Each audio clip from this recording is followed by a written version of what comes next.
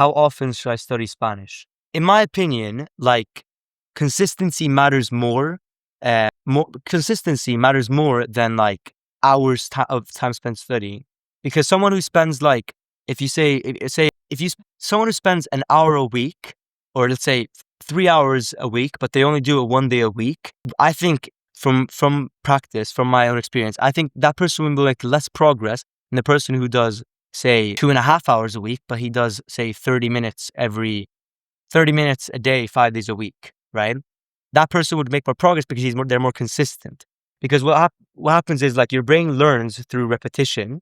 And so when you do it for a consistent basis, when you study like consistently, you're telling your brain, hey, this information is important, let's remember it. And so obviously the more you repeat something, the better you learn it. And the longer you remember for. And so in my opinion, how often to study depends on your goals. A few hundred hours of studying to get conversation fluent, that is pretty reasonable, doing the correct things, that is. And so doing the correct things, I would say 30 minutes a day, an hour a day is like pushing it. An hour a day if you want to get fluent in a few months, like if you want to have a fast like transformation, an hour a day should be plenty. And then of course 2 hours a day is really getting good. I did an hour a day during the summer of 2022. And so, yeah, an hour a day in the summer, an hour a day is very good. I made a lot of progress doing that.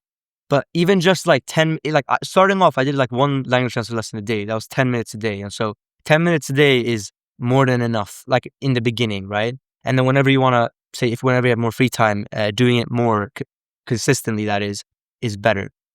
And so instead of trying to find like a 3-hour window once a week, try to find a 30-minute window every day. That's my tip when it comes to cadence of study.